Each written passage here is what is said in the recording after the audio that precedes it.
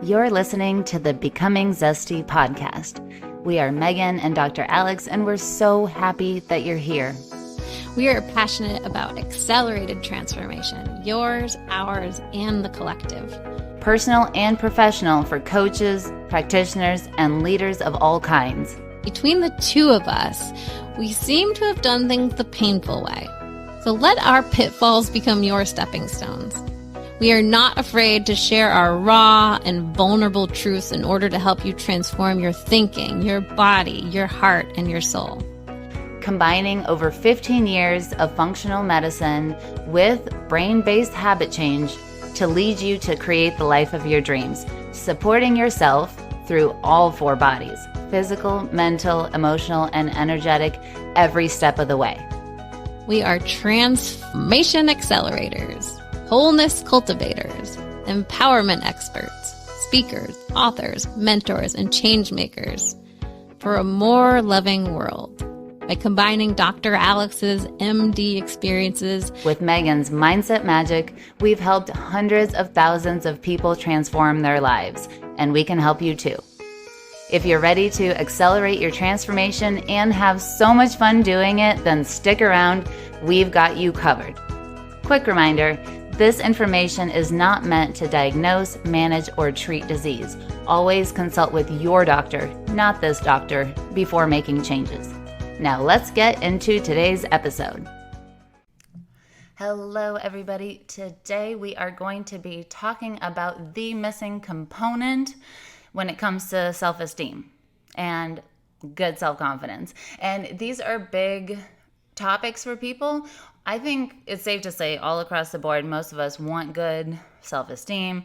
We want to feel confident within ourselves. And for a lot of us, we've come to understand the value of showing up in the world from a confident place. It's not just so that we feel good, but we also understand that a lot of times to get the results, especially as leaders, it's one thing to consider or think of ourselves as leaders, but does that get transmitted in how we speak and how we move and how we talk? And really, to summarize it, does it show up in how we live? So this whole confidence conversation is really key, because when it comes to getting the job done, if we know that that's part of getting results and part of the buy-in that people have in us, then it's no small thing to say, I need to work on my self-esteem and I need to work on being confident and feeling confident. And I think that, we've talked about confidence a lot here on the podcast and sort of debunking the understanding that you can just work on feeling confident, sitting there, doing things like subconscious reprogramming. Those things are amazing. And we obviously, as NLP trainers and subconscious reprogramming experts, obviously, we are way on board with that concept. The problem is that confidence often comes from the evidence of results, right? Otherwise, it is difficult without evidence to program that feeling, that state, that understanding within ourselves, just the same way it's a little bit more challenging to reprogram beliefs, or we have hefty negative evidence against something, right? And anyone who's in this space has generally found that to be true. So the flip side is also the case. It's hard to generate without evidence something like, well, I'm successful, and you're sitting there, not in the place where you want to be. Your own brain is never going to not understand that in some way. We can cover it up with a lot of stuff, but boy, it's still going to be like, when I look around at my reality, this is what it is, right? And so in that way, when it comes to the self-esteem and self-confidence conversation, it's important for us to understand how it works. And then, of course, then to say, well, what's missing? Why is the evidence not beginning to appear when I say I want to be more confident? I want to come across as someone who perceives our own value, and that's able to come across in a way that hits, and is understood and is and is noticed. Now, what's done with that in the action, of course, that's up to everybody, but that's really what we're going for. And so part of that is we really have to,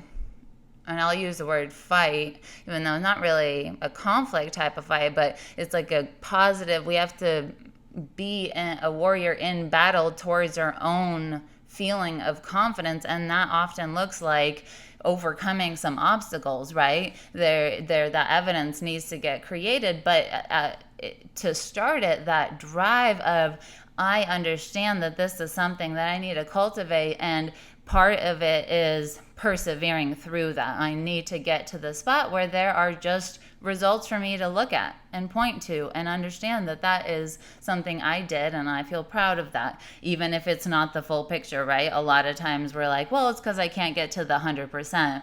We don't need to. At the 2% mark, moving towards 100% feels a heck of a lot better than spinning your wheels at 0%, wondering, am I stuck? Am I always going to be stuck? Why can't I get unstuck? And all of that stuff, right? Putting the one foot in front of the other begins to get evidence, gives us feedback, and it's something we can work with. So what are the missing components? And it's a bit of a catch-22 because the missing component are missing components. And so let me explain what I mean by that.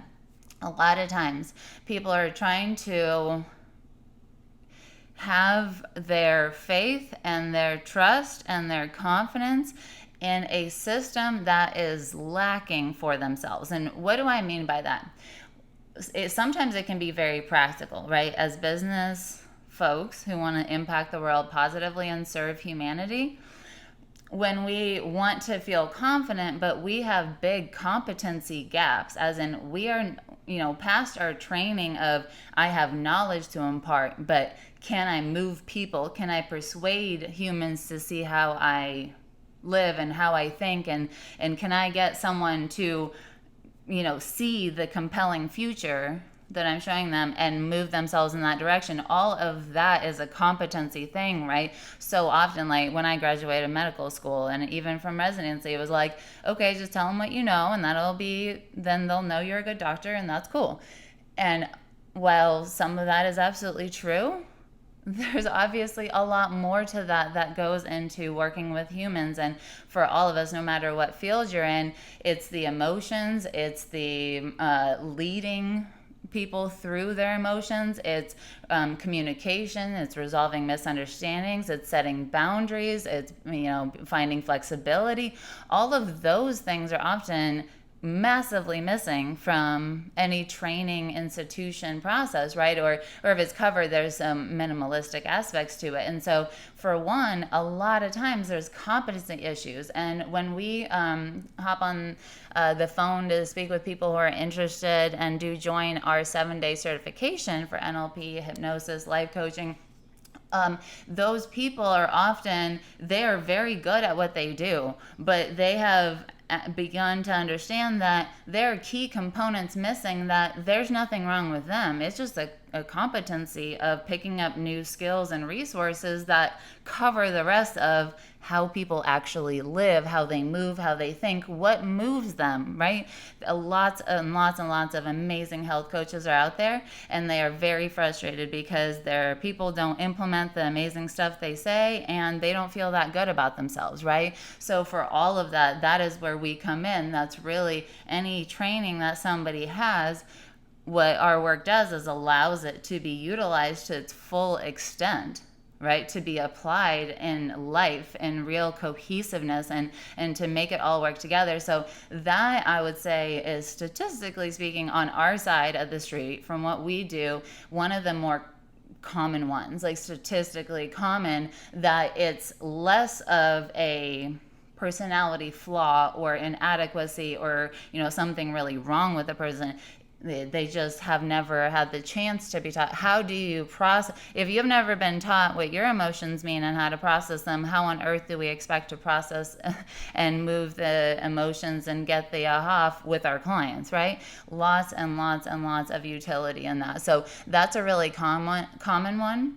The other thing is sometimes people will feel the insecurity, the low confidence, and gaps in their plans. As in, if you're new and you have nervousness about, am I doing things correctly? Is my business, is all the infrastructure and the legal paperwork done correctly? Those kind of things can often eat away at us because we're like, I don't want to get too big because it could expose the cracks in the foundation that I have. And so that low confidence is sort of almost playing an important role for safety. And of course, there's lots of other ways to get at it. I just paid for a service where it's legal help, and it's a paid monthly thing for a very low cost, and it just, in life in general, it made me have an aha about how much like open-ended questions or like open doors for mental gremlins to come be like, what about this scenario, what if this happens, but not closing that door and saying, this is what I'm not just looking at it and pretending like that it's not going to happen. I literally just took care of that side of the street. That is it.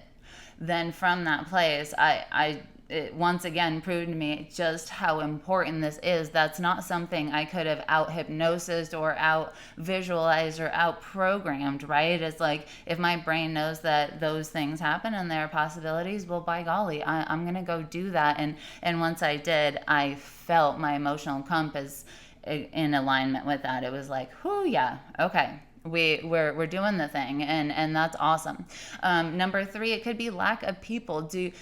Do we have, sometimes, especially as visionaries, we see the potential of where we can go, right? And from that place, sometimes we can misstep on the urgency with which it is. Now, this one's tricky because for a lot of people, it's actually procrastination that's a big thing. So I'm always hesitant to talk about the other end of the spectrum because sometimes people are like, oh, right, yeah, no, I shouldn't do that thing. and here it's sort of as a dissuasion from what they're supposed to do. That's not at all what I mean, right? If there's something calling in your heart and it feels like it's time, awesome.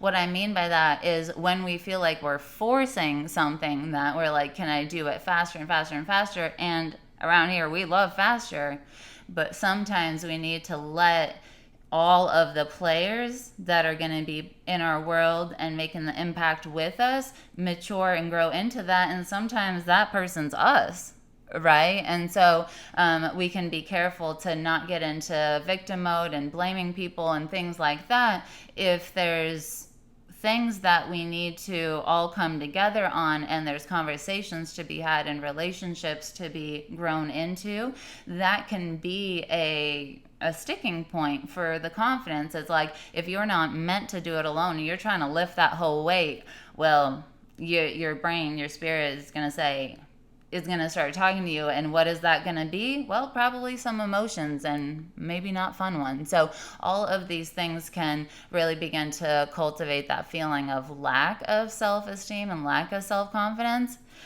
Flipping that around, really, we say, ooh, okay, look at how I handled this. Now I'm more equipped next time I get to this place. Next time I feel myself forcing, I'm going to slow it down, ask, what's going on here? Why do I feel the need to force? Where is that insecurity coming from that I need this to happen so that I can feel okay about myself? And then number 4, lastly, is the lack of accounting for a holistic life. Sometimes we're like, I'm going to go balls to the wall and I'm going to go do my business. And that's where we can get into a little bit of, let's call it, for these words, self-sabotage, even though, we've talked on the podcast, that doesn't really exist from a brain perspective. But you find yourself sort of undercutting and not doing the things that, like, let's say you were doing it last week and all of a sudden you find yourself not doing it. You're like, wait, why am I going backwards, right? Well, sometimes that forcing pressure of let me go ham on this one area, if there are things that you feel you will lose out on, like connection with your family, love with your partner, feeling belonging inside your circle and your space, those things will always give that off kilter feeling as well as to it. So if we're like, yeah, I'll lose all of that in service to money, but you in your spirit are not aligned in your values with that, you will find it very hard to move yourself, and you'll find yourself wondering, well, what's wrong with me? Why is my personality like this? Why am I so lazy? Well, it's not any of that. The reality is your soul is not going to tank your marriage and your relationship with your kids and your best friend and all that just to, however it assigns it. If it's like, well, that's not worth having more shoes or bags or cars or trips or properties or wherever it goes, if that value is higher, humans often don't give that up, right? Those values are too important to us, and so we won't move. And it can really say, oh well, what if I don't need to approach myself with so much blame or so much anger? What if I could come at it and say, like, what is going on here? More on the curiosity. And I know that's kind of cliche and overused on the, approach it with curiosity. But I don't think it has to be a big, forcing yourself into toxic positivity, like gaslighting. Oh, what is so great about this, right? It can just be the acknowledgement of what's going on, what you really want, and how you need to move to account for that, right? Maybe that's just a missing component. And for us, we've worked that into our business. Like for Megan, for her to have a set of time in the summer, she's always said that from the time that I met her. And that's something that we stuck with as a business. And so together, we have figured it out, and anybody in their business and their life can do so. It just is a matter of planning and things like that, right? So for a lot of it, there's real practicalness that can come into play, and it's such a relief because all those things that we do to work on the self-esteem and work on the confidence and try to like pony it up and do all those things are great when they're added to this type of thinking and a life that is focused on getting you results.